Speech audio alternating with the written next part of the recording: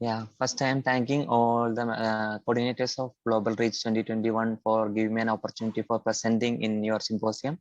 I am Jisman Jos from Indian Institute of Science Education and Research, Tirupati, and we are working on, this is our topic, desiccation tolerant plants as a tool for improving tolerance in crop plants. So I am working on the initial phase of our objective, that is understanding the molecular mechanism of desiccation tolerance in Selaginella bryopteris. So coming to as a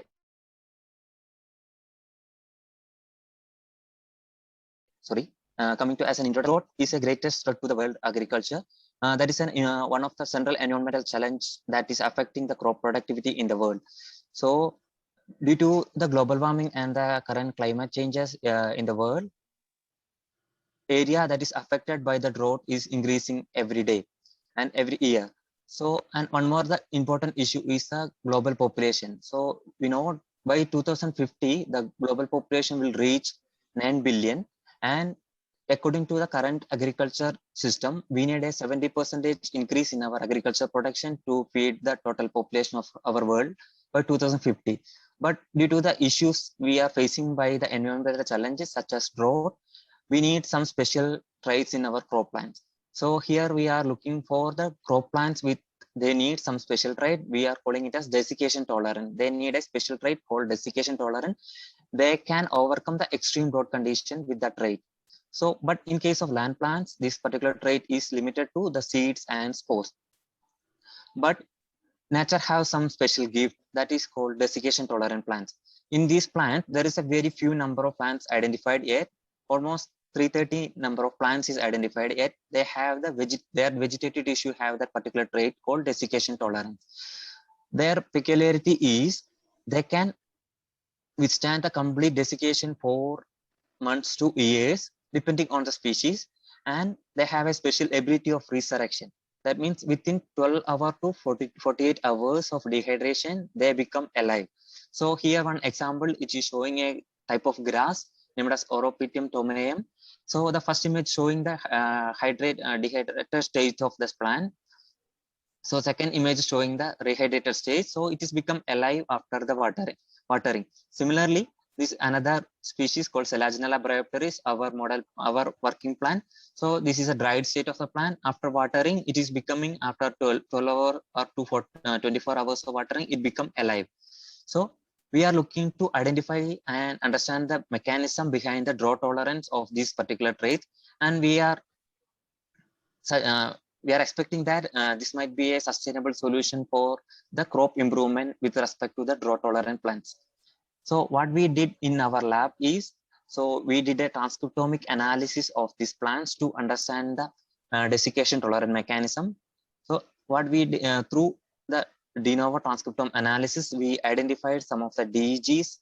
So that means differentially expressed genes. They are involved in the desiccation tolerance mechanism of Selaginella bryopteris, as well as through the computational analysis, we identified the important pathways that are involved in this mechanism, as well as the important regulatory network, as well as some of the important genes they are involved in this mechanism we identified. So in the second, just showing the capsule of our result. So what's the actual mechanism is happening in these kind of plants during this drought condition or the desiccation condition. So our major result is this desiccation tolerant plants are looking for their cellular protection, and they are trying to recover the cell from the death. So we know if water is an important component of biological system, if water loss, the cell will face a lot of damages in the cells, as well as a lot of toxic components will produce if in the lack of water, and a lot of protein will lose their structure.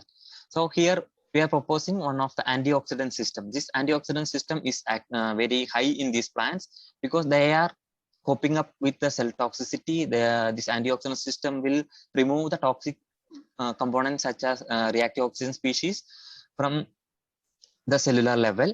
And another important is the protective proteins. Protective proteins is like histoproteins, late embryogenesis related abundant proteins, and early light induced protein. That these proteins have a major role in protecting the important cellular proteins like our photosynthetic system, like that they will protect from the dehydration process. Like when this water is losing, we need to protect our protein, because if water is not there, protein will lose their structure.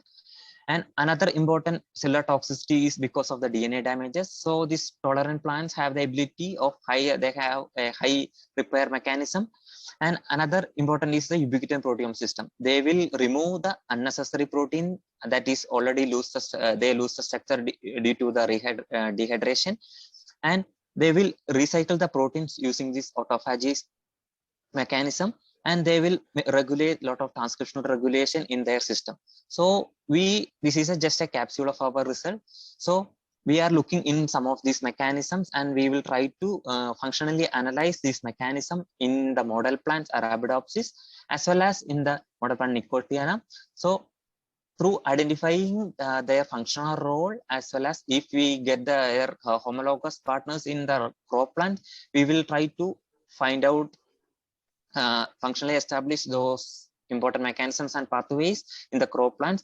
And we are expecting that our studies will provide a strategies required for the crop improvement, and it will lead to our long-term goal of generating the drought tolerant crops for the future. I am thanking all of you for your presence. Thank you.